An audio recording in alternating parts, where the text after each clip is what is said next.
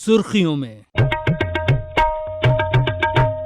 नमस्कार श्रोताओं, प्रादेशिक समाचार एकांश आकाशवाणी भोपाल के साप्ताहिक कार्यक्रम प्रदेश की सुर्खियों में आपका स्वागत है। मैं हूं अभिषेक कटियार। श्रोताओं, जैसा कि आप जानते हैं कि इस कार्यक्रम में हम बात करते हैं किसी ऐसे समसामयिक मुद्दे पर जो कि उस हफ्ते की सुर्खियों में रहता है। और आज हम बात कर रहे हैं विश्व युवा कौशल दिवस की, जो कि कल 15 जुलाई को मनाया गया। ये एक ऐसा दिन है जो दुनिया भर के युवाओं के भविष्य को संवारने और उनके कौशल को पहचानने और निखारने का संकल्प याद दिलाता है।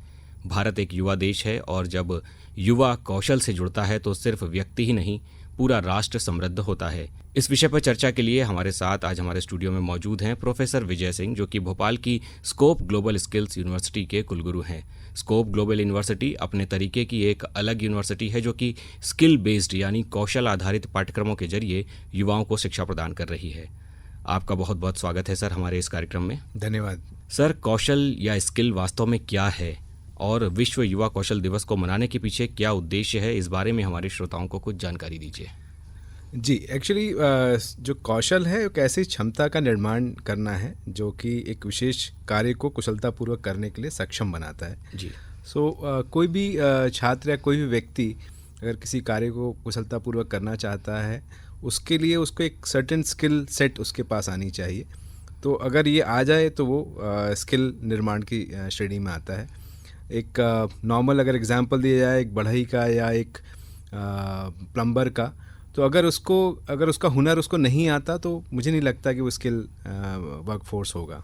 जो आपका दूसरा प्रश्न है उसमें ये क्यों मनाना चाहिए, जो संयुक्त राष्ट्र महासभा द्वारा विश्व युवा कौशल दिवस मनाने के जो प्रस्ताव था वो श्रीलंका ने रखा था 18 दिसंबर 2014 को संयुक्त राष्ट्र महासभा में, और उसको 15 जुलाई को मंजूरी दी गई थी। और हर एक साल ये विश्व कौशल दिवस मनाया जाता है और हर एक साल इसका एक थीम रहता है। इस थीम में इस बार एआई और डिजिटल कौशल के माध्यम से युवाओं का सशक्तिकरण किया जाना है। ये इस थीम इस समय रिलेवेंट भी है क्योंकि एआई को लेकर जिस तरह से भी देश में या विश्व में जिस तरह से काम हो रहा है, मुझे लगता है डिजिटल स्किल्स और एआई को लेके काम बहुत सारा होना है अभी हमारे देश में, और इसकी योजनाओं पे कार्य करना है, स्किल्स को बढ़ावा देना है, इससे संबंधित कोर्सेज़ को चलाना है ताकि हम 21वीं सदी में एक समृद्ध राष्ट्र बन सकें। सर, बात हो रही है विश्व युवा कौशल दिवस की, जिसमें ये एक शब्द जुड़ा है युवा। और भारत, जैसा कि हम सभी जानते हैं कि एक युवा प्रधान देश है, विश्व की बहुसंख्य युवा आबादी भारत में ही निवास करती है। तो भारत जैसे युवा प्रधान देश में ये विश्व कौशल दिवस कितना महत्वपूर्ण हो जाता है? इस दिवस को मनाना इसलिए भी उचित होगा क्योंकि इसमें युवाओं को ये मालूम चलता है कि किस तरह का स्किल गैप हमारे बीच में है, किस तरह की जॉब मार्केट में ऑप्शंस हैं, किस तरह की चुनौतियां हैं। इसके बारे में जागरूकता को बढ़ाना और साथ में उनके व्यावसायिक और तकनीकी प्रशिक्षण को बढ़ावा देने का भी काम किया जाना है। इसलिए ये दिवस मनाना उचित है और मुझे लगता है कि जब हम ये दिवस मनाते हैं तो उसमें युवाओं को और जो भी स्किल्स में आना चाहते हैं उन सभी को एक अवसर प्राप्त होता है कि वो स्किल्स को जाने, कौन कौन सी चुनौतियां हैं, किस तरह की अपॉर्चुनिटीज़ हैं इस समय मार्केट में, उसको अवेल कर पाएँ। सर, आपकी नज़र में वर्तमान समय में भारत के युवा कौशल की अगर बात करें, जैसा कि मैंने बताया ही कि भारत की जो आबादी है वो बहुसंख्य युवा आबादी है और आप स्वयं एक स्किल यूनिवर्सिटी के वाइस चांसलर हैं, तो आपकी नज़र में अगर हम पूरे भारत के और फिर प्रदेश के युवा कौशल की बात करें तो उसको किस स्थिति में पाते हैं? अगर मैं बात करूं विश्व स्तर पर तो QS world future skills index 2025 में भारत ने 25वां स्थान हासिल किया है, जिससे उसे फ्यूचर स्किल्स कंटेंडर का दर्जा भी मिला है। हालांकि यह समग्र रैंकिंग उभरते जॉब मार्केट के लिए तैयारी में प्रगति को इंगित भी करती है। भारत विशेष रूप से फ्यूचर ऑफ वर्क सूचक में उत्कृष्ट प्रदर्शन करता है तथा सेकेंड हाईएस्ट ग्लोबल स्कोर 99.1% प्राप्त करता है।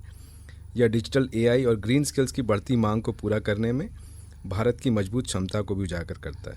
एक और सूचक है जो इसकी स्किल फिट कहा जाता है, जिसमें कि मांग और आपूर्ति को मापने का ये स्किल फिट का एक सूचक है, जिसमें भारत का स्कोर लगभग 60% है।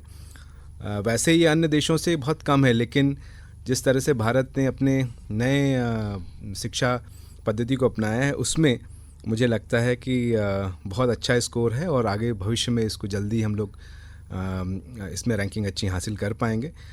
जहाँ तक मैंने आपसे कहा कि फ्यूचर ऑफ वर्क का जो सूचक है उसमें हम लोग दूसरे स्थान पे हैं।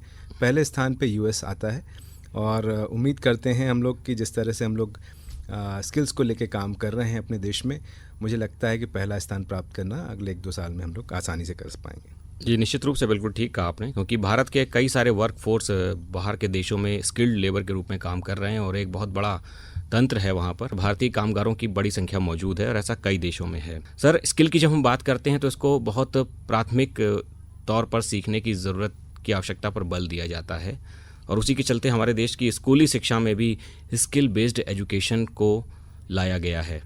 तो इसको किस तरीके से देखते हैं सर, ये कितना ज़रूरी है? ये शिक्षा पद्धति जो हमने 2020 में चेंज की, NEP 2020 के नाम से जो जानी जाती है, उसमें स्कूल को भी रखा गया है और प्राथमिकता से रखा गया है। चूँकि स्कूल से ही अगर ये ट्रेंड सेट किया जाए कि स्किल एजुकेशन दी जाएगी बच्चों को, तो आगे भविष्य में वो अच्छे स्किल फोर्स के रूप में आएंगे।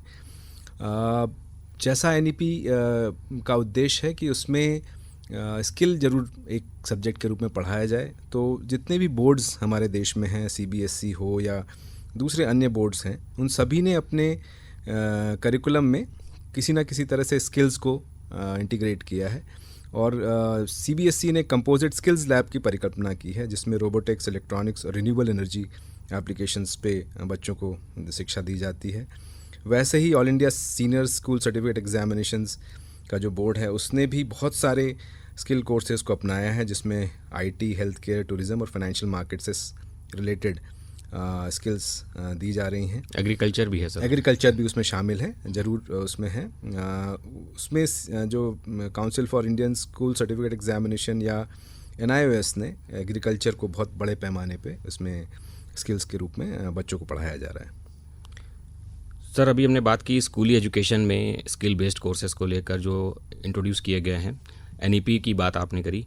NEP का एक दूसरा पहलू है आफ्टर स्कूलिंग, मतलब जब हम अंडर ग्रेजुएट कोर्सेज़ में जाते हैं तो वहाँ पर अंडर ग्रेजुएट कोर्सेज़ में NEP अभी इंट्रोड्यूस किया गया है, तो वहाँ पर किस तरीके से स्किल्स से रिलेटेड वोकेशनल कोर्सेज़ को इंट्रोड्यूस किया गया है, इसको किस तरीके से देखते हैं? जो NEP की परिकल्पना की गई है और जो पॉलिसी बनाई गई, उसमें 4 इम्पॉर्टेंट पिलर्स हैं, जिसमें एक्सेस, इक्विटी, क्वालिटी और अकाउंटेबिलिटी इम्पॉर्टेंट है। और जो मेजर उसमें जो अपेक्षाएं थी कि फ्लेक्सिबिलिटी दी जाए उन छात्रों को जो कि बीच में अपने रूटीन में जब पढ़ाई करते हैं तो 3 साल लगातार नहीं पढ़ पाते हैं या फिर बीच में छोड़ के फिर दोबारा आना चाहते हैं इनको कोर्सेज़ को करने के लिए, तो एक मल्टीपल एंट्री मल्टीपल एग्ज़िट की एक संभावना दी गई। इसके अलावा मुझे जो लगता है, जो मैं मानता हूँ इसमें, कि कस्टमाइज्ड कोर्सेज़ या कस्टमाइज्ड प्रोग्राम्स की बात हम लोग सोच सकते हैं कि अगर कोई बच्चा चाहता है कि वो साइंस पढ़े लेकिन साथ में थोड़ा म्यूज़िक भी चाहता है वो पढ़ना, या कोई इंजीनियरिंग सब्जेक्ट पढ़ना चाहता है, एग्रीकल्चर पढ़ना चाहता है, तो इस तरह के कस्टमाइजेशन बच्चे आराम से कर सकते हैं और एक होलिस्टिक डेवलपमेंट फ्लेक्सिबल मैनर में किया जाए, इसकी परिकल्पना है।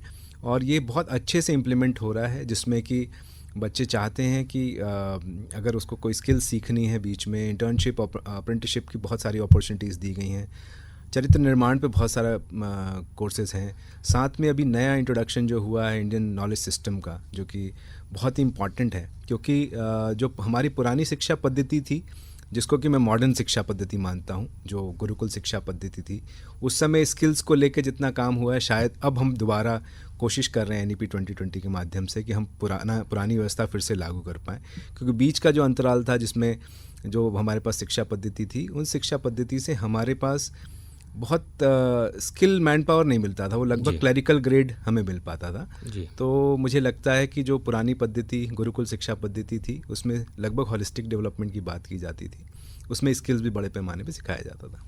सर, हमने अभी बात की कि इस बार के विश्व युवा कौशल दिवस की थीम को डिजिटल और आर्टिफिशियल इंटेलिजेंस को लेकर रखा गया है, तो डिजिटल दौर में डिजिटल इनोवेशन और आर्टिफिशियल इंटेलिजेंस किस तरीके से स्किल इन्हेंसमेंट के लिए ज़रूरी हैं, इस पर आपकी क्या राय है? मुझे लगता है कि इस समय का दौर जो है AI और डिजिटल का ही युग है, और जैसे कि बहुत सारे युग निकल गए, जिसमें पाषाण युग भी था, कंसल्टेंसी भी था, IT भी था, सब सारे युग के बाद अब AI का युग आया है। और सबसे ज़्यादा इम्पॉर्टेंट है कि इसमें डेटा आपके पास किस तरह का है। अगर डेटा अच्छे से अच्छा है, आपके पास अच्छे से संधारित है और उस पर अच्छे अगर आपने प्रोग्रामिंग करी तो बेहतर आपको रिजल्ट्स मिलेंगे। और सबसे इम्पॉर्टेंट बात यह है कि अगर ये रियल टाइम डेटा अगर है तो आपका जो रिज़ल्ट होगा एआई से रिलेटेड वो बहुत परफेक्ट होगा। जी सर। क्योंकि अभी डेटा बहुत पुराने से उसको एनालिसिस करके और फिर उसको देखा जाता है, तो थोड़ा से रिजल्ट्स वेरी आते हैं। लेकिन अगर रियल टाइम डेटा पे अगर हम काम कर पाएँ तो मुझे लगता है कि बहुत बेहतर रिजल्ट्स निकलने वाले हैं। डिजिटल दौर में ड्रोन टेक्नोलॉजी और साइबर सुरक्षा जैसे क्षेत्र भी एक रोजगार के और स्किल डेवलपमेंट के नए क्षेत्र के रूप में उभर कर सामने आ रहे हैं। इनकी क्या कुछ भूमिका होने वाली है आने वाले दिनों में? आपने बहुत रीसेंट देखा जब हमने ऑपरेशन सिंदूर देखा, उसमें ड्रोन का किस तरह से उपयोग किया गया, खासकर सामरिक महत्व की बात अगर मैं कहूँ तो। इसी तरह से अगर आप ड्रोन्स का यूटिलाइजेशन अगर हम देखें तो बहुत सारी डिलीवरीज़ में कर सकते हैं। जैसे नॉर्थ ईस्टर्न स्टेट्स में इस समय मेडिकल में इसका उपयोग किया जा रहा है, जैसे दवाइयों को वहाँ तक पहुँचाया जा रहा है, क्योंकि दुर्गम स्थान है कई जगह, रिमोट एरियाज़ में हम दवाई कैसे पहुंचा सकते हैं, यहाँ बहुत अति आवश्यक चीज़ों को सप्लाई कैसे कर सकते हैं। भविष्य में मुझे लगता है कि इससे ट्रांसपोर्टेशन भी बहुत संभव है, क्योंकि मैंने कई वीडियोस देखे या कई तरह की टेक्नोलॉजीज इनोवेशंस देखी जिसमें कि ड्रोन्स की मदद से किसी व्यक्ति को किस तरह से चीज़ें एक जगह से दूसरी जगह तक सप्लाई की जा सकती है। इसकी मदद मुझे लगता है कि जब हम डिज़ास्टर के समय बहुत ज़्यादा उपयोग ड्रोन्स का किया जा सकता है। साथ में चैलेंजेस जो हैं साइबर सिक्योरिटी के हैं, क्योंकि साइबर हमेशा से ड्रोन के साथ भी वो चैलेंजेस होंगे, और वैसे जनरल कोर्स में भी देखते हैं कि बहुत सारे साइबर अटैक्स होते हैं, क्योंकि पूरा का पूरा डेटा डिजिटल माध्यम में उपलब्ध है, आपकी सारी सूचनाएं डिजिटल उस पर है। तो उसमें भी बहुत सारी संभावनाएं हैं, जिसमें कि प्रोग्रामिंग्स के तरीके हैं, उसमें फायरवॉल की बातें अगर हम कह सकते हैं, ट्रांसमिशन को लेके हम अगर सिक्योरिटी सेफ्टी रख सकते हैं, अपने डेटा किस तरह से सिक्योर कर पाएँ, उस तरह की बात। तो ये सारी संभावनाएं हैं जो कि ड्रोन और साइबर दोनों में, तो इसमें अपार संभावनाएं इस समय, और बहुत सारे एरियाज़ हैं, बहुत सारे कोर्सेज इसमें उपलब्ध हैं, जिसमें कि जिसको ये करने के बाद भविष्य में आप अच्छे जॉब्स पा सकते हैं, अच्छा अपना स्वयं का रोजगार भी स्थापित कर सकते हैं। बिल्कुल ठीक कहा सर आपने। ड्रोन टेक्नोलॉजी का इस्तेमाल तो जैसा कि आपने बताया है कि अभी हेल्थ सेक्टर में हो रहा है, डिलीवरीज़ के लिए हो रहा है, दवाइयों की डिलीवरी की जा रही है, और इंटरटेनमेंट के क्षेत्र में तो बहुत लंबे समय से होता ही आ रहा है। और अपने श्रोताओं को बताना चाहूँगा कि हमारे प्रधानमंत्री श्री नरेंद्र मोदी जी का एक अभियान है, जिन्होंने ड्रोन दीदी का एक कॉन्सेप्ट लाया है। जो गांव की महिलाएं हैं उनको ड्रोन चलाने का प्रशिक्षण दिया गया, और उसके साथ वे अपने गांव में खेतों में दवाई छिड़कने का काम कर रही हैं और अपना पैसा अर्जित कर रही हैं। तो ये भी एक नया कॉन्सेप्ट है सर, इस बारे में क्या कहना है आपका इस योजना के बारे में? इस बारे में जैसे चूँकि स्कोप ग्लोबल स्किल्स विश्वविद्यालय है, इसने एक स्टेप लिया है अहेड, और माननीय प्रधानमंत्री जी की जो मंशा है उसके आधार पे हम लोगों ने एक ड्रोन पायलट लाइसेंस का कोर्स शुरू किया है। जी, जिसका उपयोग खासकर एग्रीकल्चर फील्ड में होगा। जैसे ड्रोन दीदी की बात हो रही है, तो ये डीजीसी द्वारा अप्रूव्ड कोर्स है, और इस तरह के कोर्सेज़ का निर्माण और इस कोर्सेज़ का संचालन विश्वविद्यालय कर रहा है, ताकि हम एक बेहतर स्किल्ड मैन पावर हम दे पाएँ, और जो हमारे राष्ट्र की जो नीति है और जो नीति निर्धारक हैं उनके अपेक्षाओं पर अनुरूप खरे उतरने की कोशिश है। जी सर। आज जो स्किल बेस्ड अब कोर्सेज इंट्रोड्यूस हुए हैं हमारी शिक्षा पद्धति में भी, और देश भर के तमाम विश्वविद्यालयों में भी चल रहे हैं, तो उनकी पहुंच ग्रामीण युवाओं तक भी आसानी से हो पा रही है। इसके पीछे क्या कारण मानते हैं सर? इसके पीछे सबसे जो मुझे लगता है उसमें भारत सरकार, माननीय प्रधानमंत्री जी और राज्य सरकार में माननीय मुख्यमंत्री जी की जो नीति है और जिस तरह का विज़न है, मुझे लगता है कि इसके कारण से ही बहुत पहुंच पाए हैं हम लोग रूरल एरियाज़ में स्किल ट्रेनिंग को लेके। खासकर जो प्रोजेक्ट्स भारत सरकार और राज्य सरकार मिलकर चला रही हैं, जिसमें skill training for rural youth stray योजना है, प्रधानमंत्री कौशल विकास योजना है, आत्मा प्रोजेक्ट के रूप में है, बहुत सारे किसान विकास केंद्र हैं, NRLM के प्रोजेक्ट्स बहुत सारे हैं जो कि एग्रीकल्चर, अलाइड सेक्टर्स और वेरियस वोकेशनल एरियाज़ में भी लगातार काम कर रहे हैं।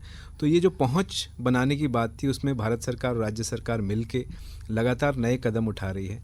बहुत सारे ITIs इस बीच में खुले हैं, बहुत सारे कौशल केंद्रों का निर्माण हुआ है, प्रधानमंत्री कौशल केंद्र बहुत सारे खुले हैं जो कि ग्रामीण अंचलों में हैं, और वो मिलके लगातार एक साथ मिलके बहुत सारी ट्रेनिंग कर रहे हैं। साथ में सेक्टर स्किल्स काउंसिल्स बहुत सारी इस समय बनी हैं, लगभग 37 सेक्टर स्किल्स काउंसिल हैं, प्लस जो ये विश्वविद्यालय कौशल के विश्वविद्यालय जैसे मध्य प्रदेश में इसको ग्लोबल स्किल्स यूनिवर्सिटी है, इन विश्वविद्यालयों ने मिलके छोटे शॉर्ट टर्म प्रोग्राम्स और बड़े प्रोग्राम्स में लाके एक तरह से स्किल का एक बड़ा नेटवर्क तैयार किया है। प्रधानमंत्री कौशल विकास योजना पर ही मेरा अगला प्रश्न था, जिसका उत्तर आपने इस प्रश्न में ही दे दिया। भारत सरकार की एक पहल है स्टार्टअप इंडिया, जो स्किल डेवलपमेंट के लिए एक क्रांतिकारी कदम के रूप में उभरी है और काफ़ी बड़े लेवल पर उसको सफलता भी मिली है। इसको किस तरीके से देखते हैं स्टार्टअप इंडिया से? ये एक बहुत अच्छी योजना मैं कहूँगा भारत सरकार की है, जिसमें अगर मैं कंपैरिजंस की बात करूँ तो 2016 से पहले केवल 500 स्टार्टअप्स DPIIT में रजिस्टर्ड थे, लेकिन आज जनवरी 15 तक की जो जानकारी है उसमें लगभग 1,60,000 स्टार्टअप्स रजिस्टर्ड हैं।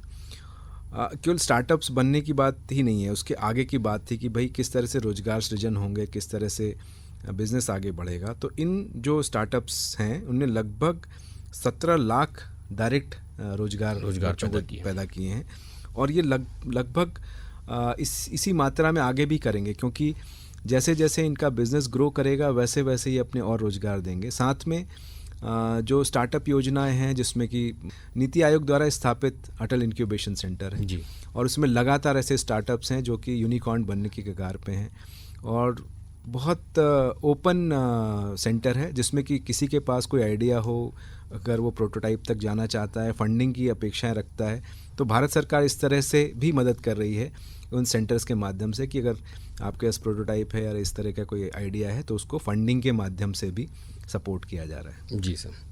ग्रीन स्किल्स और क्लाइमेट एक्शन, पर्यावरण की जब हम बात करते हैं तो उस क्षेत्र में भी बहुत सारे कोर्सेज और बहुत सारी संभावनाएं हैं स्किल को डेवलप करके, उसको किस तरीके से देखते हैं सर?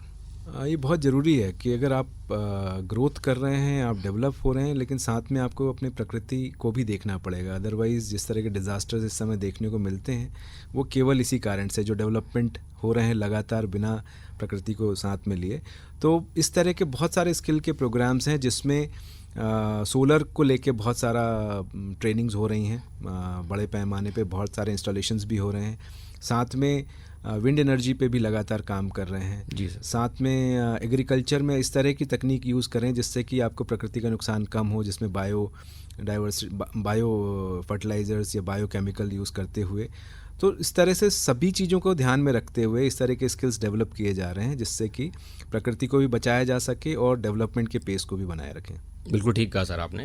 अभी PM सौर किरण योजना चल रही है, जिसमें लोग घरों में सोलर प्लेट्स को इंस्टॉल करा रहे हैं और बिजली के बिल में भी छूट पाकर एक एनर्जी का इफ़िशिएंट उपयोग कर रहे हैं। और कहीं ना कहीं इस क्षेत्र में रोजगार और जो स्किल्ड लोग हैं उनकी भी बहुत ज़रूरत है और इस क्षेत्र में वो अपना करियर बना सकते हैं। सर, स्किल बेस्ड एजुकेशन के चलते अब हमारे जो युवा हैं देश के, नौकरी तलाश करने के बजाय नौकरी देने वाले यानी जॉब क्रिएटर भी बन रहे हैं।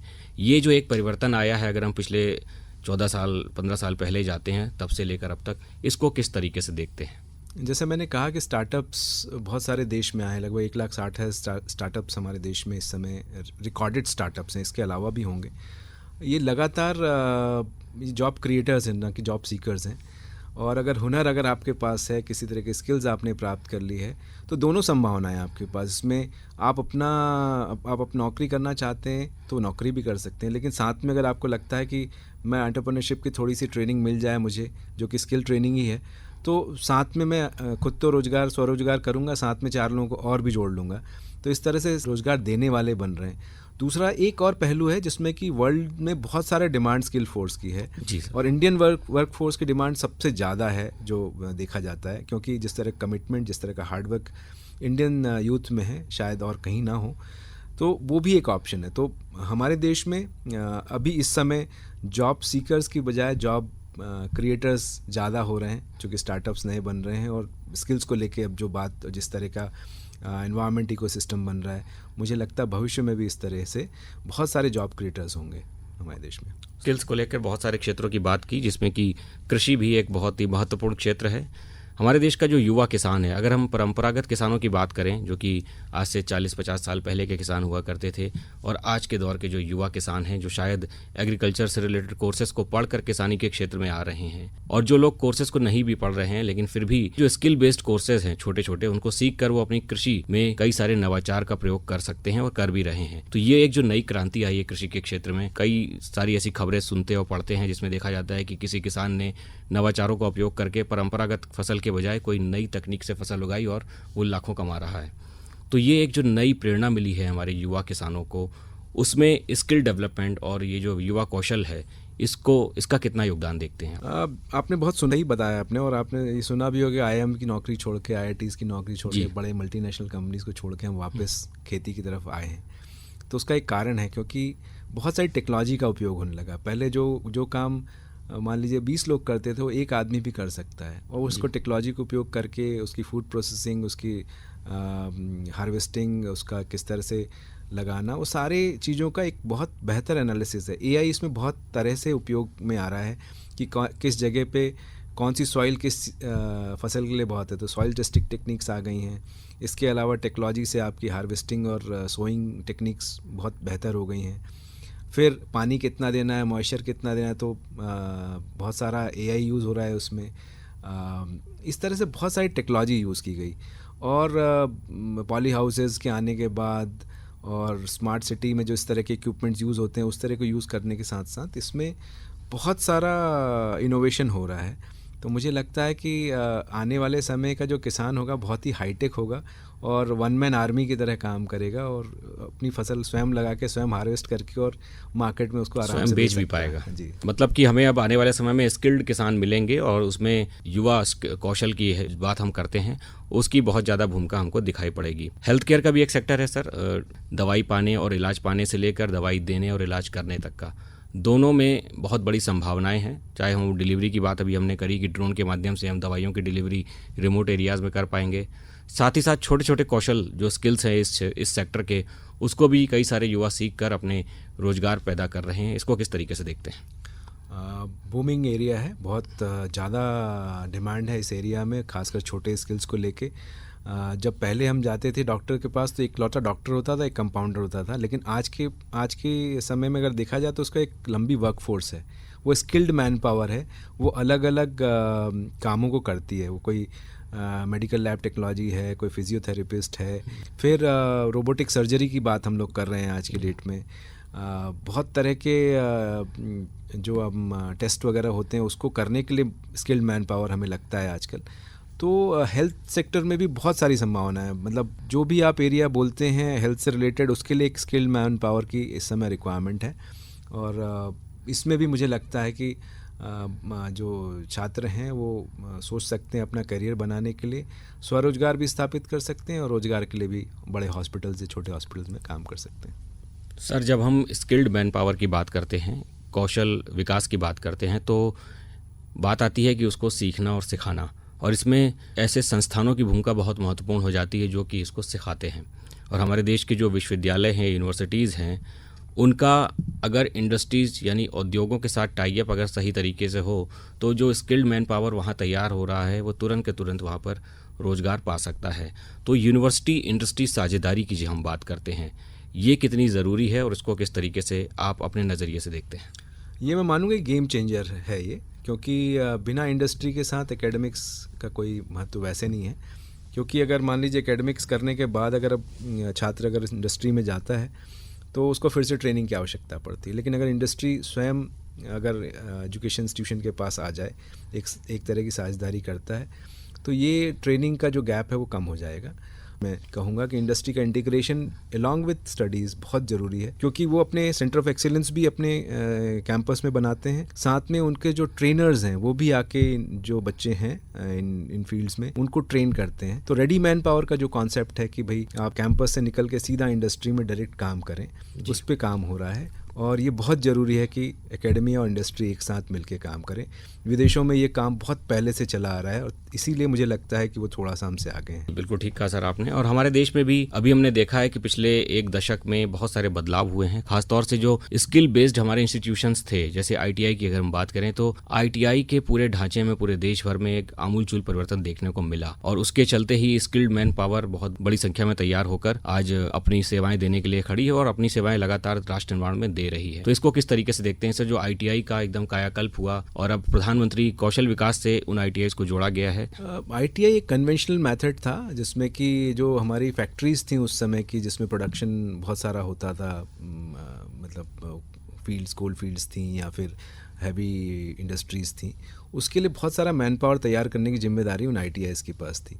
लेकिन चूंकि टेक्नोलॉजी जिस तरह से बढ़ी, जिस तरह से नई नई टेक्नोलॉजीज़ आई मार्केट में, तो भारत सरकार ने उसको भी रिवैम्प करने का सोचा और इन ITIs में भी नए जो स्किल्स हैं जिसमें कि AI कंप्यूटर से रिलेटेड बहुत सारे कोर्सेज़ हैं, अन्य जिस इंडस्ट्री में भी जैसे रिक्वायरमेंट है उसको ध्यान में रखते हुए इनको भी चेंज किया और ITIs को भी उन इंस्टीट्यूशन जो कि हाई एंड ट्रेनिंग्स देते थे उनकी कतार में खड़ा करने की कोशिश की गई, जिससे कि बहुत सारा स्किल्ड मैन पावर इस समय मार्केट में अवेलेबल है और वो अपना जॉब या स्वरोजगार कर रहे हैं।